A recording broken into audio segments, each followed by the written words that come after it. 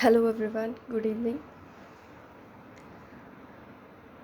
Graph कैसे बनाते हैं ये हमने सीखा अभी तक, और अब हम रिपोर्ट राइटिंग कैसे करते हैं ये आज जानेंगे। ठीक है, प्रतिवेदन लेखन जिसे हिंदी में कहते हैं, आज हम देखेंगे। जब एक रिसर्चर अपनी रिसर्च का सारा वर्क कंप्लीट कर लेता है, उसके बाद लास्ट में जो काम बचता है उसके पास, वो क्या होता है? रिपोर्ट राइटिंग का। मान लीजिए आप एक रिसर्च स्कॉलर हो, ठीक है, आपने 3 से 5 साल स्टडी किया, ठीक है, डीप स्टडी, बहुत ज़्यादा ऑब्जर्वेशन, बहुत ज़्यादा आपने रिव्यूज़ किए और सब कुछ किया, डेटा कलेक्शन किया, ठीक है, डेटा को प्रोसेस किया, उसको अरेंज किया, उसका एनालिसिस किया, सब कुछ किया, ठीक है। इसको करते करते आपको कई साल लग गए।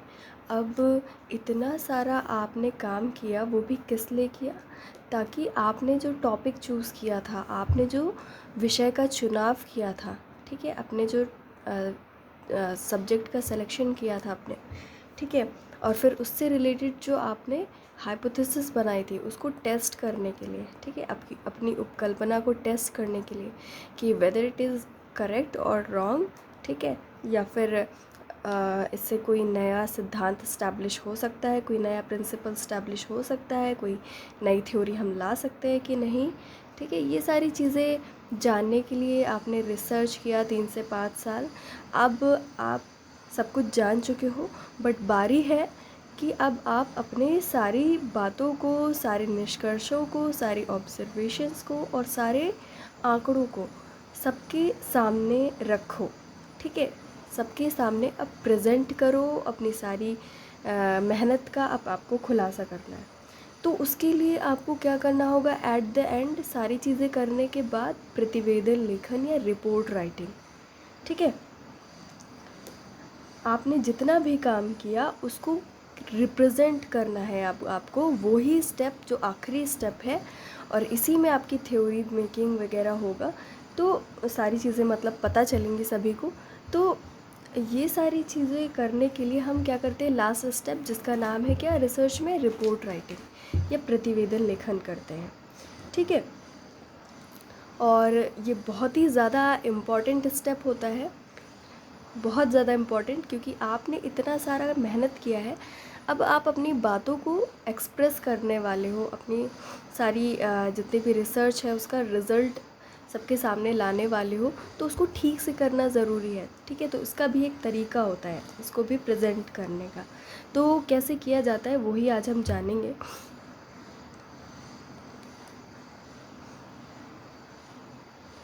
इसमें लिखा हुआ है कि ऑब्जेक्टिव्स क्या होते हैं रिपोर्ट राइटिंग के, कि हम प्रतिवेदन जो लेखन करते हैं उसका उद्देश्य क्या होता है, ठीक है। इसमें एक हेडिंग है, चलो देख लेते हैं कि क्या क्या है इसमें। पहला लिखा हुआ है कि to provide document to knowledge, ठीक है, ज्ञान को लिखित रूप प्रदान करना।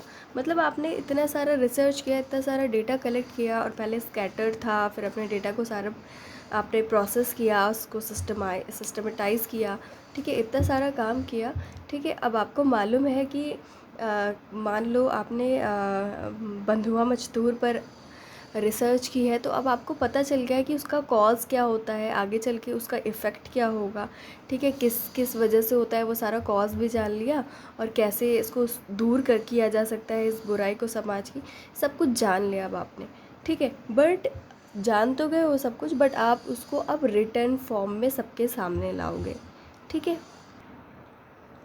जब आप चीज़ों को रिटन फॉर्म में सबके सामने लाओगे, तो ही वो सबसे ज़्यादा वैलिड होगा और बहुत ही ज़्यादा इजी होगा कि वो सबके मतलब ज़्यादा से ज़्यादा लोगों तक पहुंच पाए आपकी इन्फॉर्मेशन, ठीक है। जब आप उसको रिटन फॉर्म में लिख दोगे, है ना, सबके सामने प्रेजेंट करोगे, तो ही तो वो आगे जाकर आगे पहुंचेगा वो आपका इन्फॉर्मेशन, ठीक है। जैसे इसमें एग्जाम्पल दिया हुआ है, लास्ट सेकेंड लाइन देखो, वर्तमान युग में, अच्छा हाँ ठीक है, उदाहरण देखो जिसमें लिखा हुआ है कि विकास कार्यक्रमों का प्रभाव वास्तविकता से अवगत होने के लिए सरकार मूल्यांकन सर्वेक्षण रिपोर्ट का अध्ययन करती। मतलब क्या, पॉलिसी जो मेकर्स होते हैं ना, सोसाइटी के लिए जो पॉलिसी मेकिंग का काम करते हैं, तो ये सारे लोग भी क्या करते हैं, जो रिसर्चर की रिसर्चेस होती हैं, है ना, जो ऑथेंटिक रिसर्चेस होती है, उनकी स्टडी करती है और उनसे जानती हैं सोसाइटी के बारे में, ठीक है, और भी मतलब उनसे आइडियाज़ मिलते हैं उन्हें। तो मतलब एवेल्यूएशन सर्वे के क्या कहेंगे के आधार पर अपनी क्या करती हैं, रिपोर्ट्स बना, अपनी पॉलिसीज़ बनाती हैं, ठीक है। और भी काफ़ी चीज़ें, ठीक है, पढ़ लीजिएगा। आप लोगों को पीडीएफ दे दिया है मैंने। संभावित शोध का मार्ग प्रशस्त करना, to provide further to provide basis for further researches. अच्छा, आपने जो प्रतिवेदन लेखन किया या आपकी जो रिपोर्ट राइटिंग है, वो बहुत ज़्यादा काम आएगी आपके आगे जो और आएंगे रिसर्चर रिसर्च करने के लिए, उनके लिए बहुत हेल्पफुल होगी, ठीक है। आप जैसे आपने रिसर्च किया था पहले, रिसर्च के स्टेप्स पढ़े थे पहले, तो उसमें पहले क्या था, रिव्यू ऑफ लिटरेचर। तो रिव्यू ऑफ लिटरेचर में आप लोग को याद आएगा कि क्या करते थे आप लोग, आपके टॉपिक से रिलेटेड जितना भी मटेरियल उपलब्ध है लिखित तौर पर वेबसाइट्स में, जर्नल्स में, या किसी ने रिसर्च कर लिया है, हर जगह आप क्या करते थे, उसकी स्टडी करते थे। उस स्टडी करने से आपको बहुत ज़्यादा आइडिया मिलता था कि आप उसका हाइपोथेसिस सही सही फॉर्म कर पाओ, सही सही प्राकल्पना का निर्माण कर पाओ। तो देखो, जब किसी ने रिसर्च की तो वो भी आपके बहुत काम का होता था, ठीक है, क्योंकि आपको पता चल जाता था कि भाई मेरे टॉपिक से रिलेटेड तो पहले से ही रिसर्च हो चुकी है, ठीक है। अब फिर आपको क्या करना था, रिसर्च गैप फाइंड आउट करना था कि आखिर हम जो टॉपिक लिया है मैंने, उसमें क्या बाकी रह गया है अभी रिसर्च करना। तो वही आप अपना टॉपिक उठाते थे और आपको आइडियाज़ भी मिलते थे बाकी लोगों की रिसर्चेस से कि उन्होंने कैसे रिसर्च किया, क्या क्या फाइंडिंग्स आई, ठीक है, ये सारी चीज़ें। तो इसीलिए यहाँ पे लिखा हुआ है to provide basis for further researches. आगे जो आपके आने वाले रिसर्चर्स हैं, ठीक है, उनके लिए एक आधार प्रस्तुत करती है आपकी रिपोर्ट। जब आप रिपोर्ट ही नहीं लिख करके दोगे, आपने रिसर्च कर लिया 3 से 5 साल, रिटर्न में जब दोगे ही नहीं तो कैसे पता चलेगा कि कहाँ पर क्या किया आपने, किस मेथड से किया और सब कुछ, ठीक है। तो इसीलिए रिपोर्ट राइटिंग बहुत इंपॉर्टेंट होती है और फर्दर रिसर्चर्स के लिए वो बहुत काम की चीज़ होती है, और वो आगे आने वाले जो अनुसंधान कार्य होते हैं उनको एक आधार प्रस्तुत करती है, ठीक है। तो इसी तरह की कुछ चीज़ें होती हैं। थर्ड पॉइंट, जैसे to evaluate relevance of various method, अध्ययन पद्धतियों की उपयुक्तता का मूल्यांकन, है ना। ये भी वही है कि उसमें आपने, क्योंकि अपनी रिपोर्ट राइटिंग में सब कुछ बता दिया है कि आपने कैसे क्या क्या किया है, तो आगे जो रिसर्चर्स होंगे आपके, जो आगे अनुसंधान करता होंगे, जो रिसर्चर्स होंगे, वो जान जाएंगे कि भाई हम किस मेथड से काम करें, कि पहले वाले जो रिसर्चर थे उन्होंने ये मेथड लगाया था तो उनका इतना ज़्यादा एक्यूरेट आया था, तो हम भी इसी से रिलेट करके कोई रिसर्च टूल या अनुसंधान का उपकरण इस्तेमाल करके हम अपना रिसर्च कंप्लीट कर सकते हैं, अपने रिसर्च को आगे बढ़ा सकते हैं। तो मतलब एक इवैल्यूएशन का बेस देती है आपका प्रेजेंट रिपोर्ट, ठीक है, रिपोर्ट जो आप दोगे। इसी तरीके की चीज़ें, जटिल एवं अव्यवस्थित तथ्यों को व्यवस्थित करना, systematizing of complex and scattered facts. आपने रिसर्च कर लिया है, आप के पास बहुत सारा डेटा है, अब आप जब तक उसका रिपोर्ट नहीं प्रेजेंट करोगे तब तक आपका डेटा क्या होगा, बिखरा हुआ होगा, है ना। रिपोर्ट आपको मैंने बताया ना, एक तरीका होता है उसको लिखने का, जब आप उसको उस फॉर्म में लिख करके सबके सामने प्रेजेंट करोगे तो आपका डेटा क्या होगा, बहुत ही ज़्यादा सिस्टमेटाइज तरीके से सबके सामने आ जाएगा, बहुत ही ज़्यादा ऑर्डर व्यवस्थित तरीके से सबके सामने प्रेजेंट हो जाएगा, ठीक है।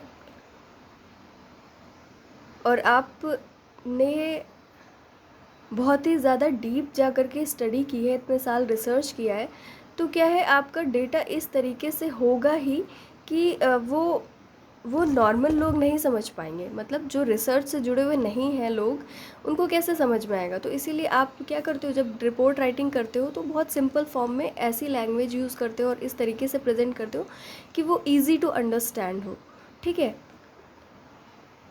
तो जब आप चीज़ों को बहुत सिंपल फॉर्म में लिख के प्रेजेंट करते हो सबके सामने, तो क्या होता है, वो सभी को समझ में आ जाता है। फिर आपका जो रिसर्च होता है वो सफल हो जाता है, आपका अनुसंधान जो आपने इतने 5 साल लगाए वो क्या होता है, सक्सेसफुल हो जाता है। क्योंकि आपने जब स्टार्टिंग में रिसर्च स्टेप्स पढ़े थे तो आपने ये भी, जब रिसर्च का सिलेक्शन कर रहे थे आप कि आप टॉपिक क्या चुनो, ठीक है, टॉपिक का सिलेक्शन कैसे करना है, तो आपने देखा था कि अनुसंधानकर्ता की रुचि होनी चाहिए, उसमें इंटरेस्ट ऑफ रिसर्चर होना चाहिए एक तो, और दूसरा आपने ये भी पढ़ा था कि वो सोसाइटी के लिए काम का हो। ऐसा नहीं कि बस पैसे बर्बाद हो, समय बर्बाद हो आपका।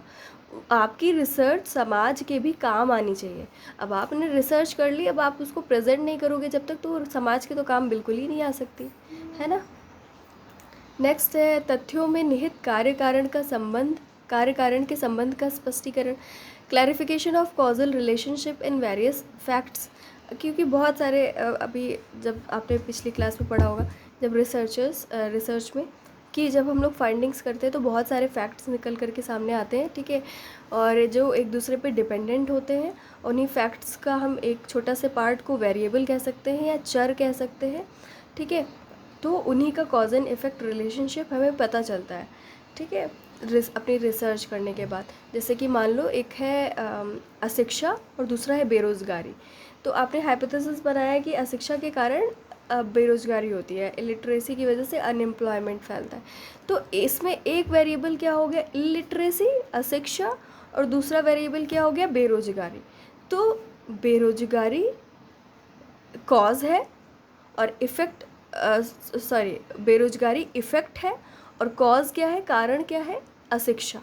तो एक वेरिएबल हो गया जो आपका अशिक्षा, वो क्या है, इंडिपेंडेंट वेरिएबल या स्वतंत्र चर, और डिपेंडेंट वेरिएबल क्या हो गया आपका, क्या, बेरोजगारी, ठीक है, या अनएम्प्लॉयमेंट। तो इस तरीके से कॉज क्या हुआ, अशिक्षा, और उसका इफ़ेक्ट क्या हो गया, अनएम्प्लॉयमेंट। तो इस तरीके की चीज़ें, बहुत सारी चीज़ें जिस पर भी आप रिसर्च कर रहे हो। निष्कर्षों की वैधता की जांच, test of validity of conclusions. शोध प्रतिवेदन का अंतिम लेकिन सबसे महत्वपूर्ण उद्देश्य अध्ययन के द्वारा प्राप्त निष्कर्षों की वैधता की जांच करना होता है। मतलब आपने जो निष्कर्ष निकाला है कि मान लो बेरोजगारी की वजह से, अशिक्षा की वजह से बेरोजगारी होती है, इलिटरेसी की वजह से अनएम्प्लॉयमेंट होता है, तो अब आपने जो निष्कर्ष ये निकाल लिया, अब इसको जाँच भी करना है, इसको टेस्ट भी करना है, ठीक है। और टेस्ट करने के बाद ही आपकी जो रिपोर्ट होती है वो, मतलब टेस्ट रीटेस्ट करते हैं, उसके बाद ही आपको अपनी रिपोर्ट प्रेजेंट करनी होती है। और उसके बाद क्या होता है, आपके जो निष्कर्ष निकलता है उसको, वो वेरीफाइड हो जाता है, उसको प्रामाणिकता मिल जाती है समाज में, ठीक है। चलिए अब हम पहुंचते हैं जो इम्पोर्टेंट है बहुत, कि हम लोग प्रतिवेदन कैसे लिखते हैं, है ना। प्रतिवेदन में क्या क्या चीज़ें ऐड करनी चाहिए। प्रतिवेदन की अंतर्वस्तु। अब जैसे बहुत सारे बच्चों ने पीपीटी में कॉम्पिटेट किया था, ठीक है, तो उसमें सब बच्चे पूछ रहे थे कि मैम अब हमने अपना सब्जेक्ट का सिलेक्शन कर लिया कि हमें किस पे रिसर्च करनी है, अब मैम बताइए हम आगे क्या करें, ठीक है। और आगे कर लिया उन्होंने, जा कर के फील्ड में डेटा इकट्ठा कर लिया, लोगों से बातचीत करी या क्वेश्चनर सेंड किया या जैसे भी किया उन्होंने। अब वो सारा डेटा लेकर के आ गए, अब उन्होंने कहा मैम हमारे पास ये सब डेटा है, अब बताइए हम क्या करें, अब हम प्रेजेंटेशन कैसे करें, उनको शो कैसे करेंगे। तो देखो यही पूरा तरीका है कि हम कैसे अपना प्रेजेंटेशन करते हैं, ठीक है। अपना डेटा ले आए और उसको अरेंज कर दिया, अब उसके बाद प्रेजेंट कैसे करना है, तो वो यही तरीका है जो आगे हम पढ़ने जा रहे हैं। उसमें मतलब अपनी रिपोर्ट में क्या क्या कंटेंट डालते हैं, है ना, कैसे हम अपनी रिपोर्ट तैयार करते हैं, अब सभी लोग को क्लियर हो जाएगा। देखिए ध्यान से,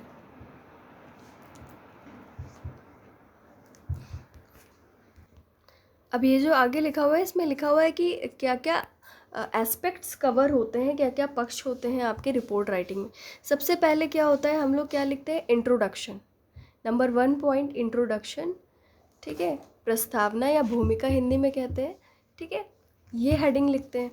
अब आपको, अब प्रस्तावना बहुत पहले से लिखते चले आ रहे हो, जब एसेज लिखना सिखाती थी टीचर्स आपको, तो बताती थी सबसे पहले उसमें प्रस्तावना लिखी जाती है ना, याद आ रहा होगा, या भूमिका भी कहते हैं उसे। तो उसमें क्या करते थे हम लोग, अपने जितना भी लिखने जा रहे हैं, जो भी चीज़ें बताने जा रहे हैं आगे, उसका हम क्या करते थे, पूरे एस्से का शॉर्ट इंट्रोडक्शन देते थे। तो वही काम यहाँ पर भी हम करेंगे, जितना भी रिसर्च किया है हमने, ठीक है, जो भी फाइंडिंग्स आई हैं उन सभी के बारे में एक शॉर्ट इन्फॉर्मेशन देते हैं, ठीक है। अब रिसर्च में जो जो चीज़ें होती हैं वो चीज़ें हम इंक्लूड कर देंगे प्रस्तावना में या इंट्रोडक्शन में। देखो क्या लिखते हैं हम इसमें, हमारा रिसर्च कैसा है ना, क्वांटिटेटिव क्वालिटेटिव गुणात्मक गणनात्मक कैसा है, नेचर क्या है हमारे रिसर्च का वो हम बताएंगे, हमारे रिसर्च की हाइपोथेसिस क्या है, उद्देश्य क्या है, एम क्या है वो बताएंगे। फिर हम कैसे अपने रिसर्च से रिलेटेड डेटा को कलेक्ट करने जा रहे हैं, कैसे करा है हमने डेटा कलेक्ट वो सारा बताएंगे। प्राइमरी सोर्सेस होते हैं, सेकेंडरी सोर्स है ना, प्राथमिक द्वितीयक स्रोत होते हैं डेटा को कलेक्ट करने के लिए या तथ्यों का संकलन करने के लिए। तो वो सब क्या कैसे किया है हमने, है ना, क्या चूज़ किया है हमने उसको कलेक्ट करने के लिए, और कौन सा टूल इस्तेमाल किया है, कैसे हमने अपना डेटा को कलेक्ट किया है, वो तरीका मेथड क्या था हमारा, पद्धति क्या थी वो बताएंगे, है ना, और अध्ययन का क्षेत्र क्या लिया था हमने, है ना, वो सारी चीज़ें बताएंगे कि हमारा फील्ड क्या था। ठीक है, तो ये सारी चीज़ें हमने बता दी। सेकेंड पॉइंट क्या है, अध्ययन को दिशा देने वाली कार्यकारी उपकल्पना का संक्षिप्त विवेचन।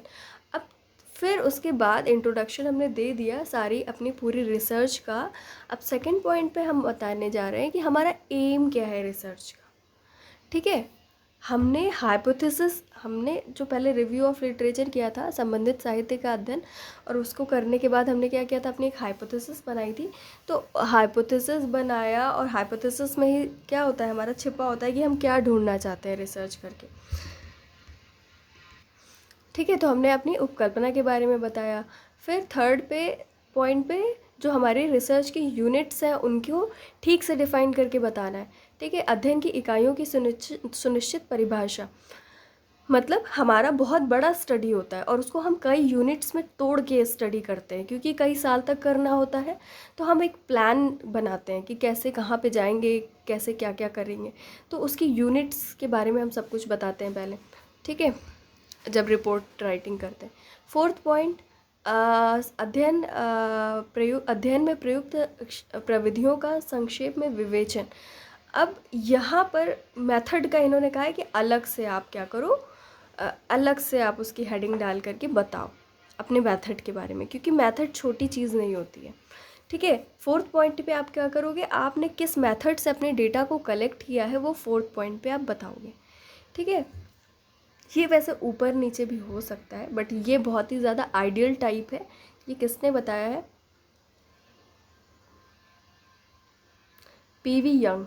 ठीक है, पीवी यंग ने बताया ये अपनी book scientific social surveys and research में। ठीक है, फिर फिफ्थ पॉइंट पे क्या, ये आपने सब कुछ बता दिया फोर्थ पॉइंट में मेथड के बारे में। ठीक है, फिफ्थ पॉइंट पे क्या किया, तथ्यों के प्रयोगात्मक विवेचन की संक्षिप्त रूपरेखा तथा प्रयोग में लाई गई प्रविधियों की विवेचना। अब इसमें क्या है, आप क्या करोगे,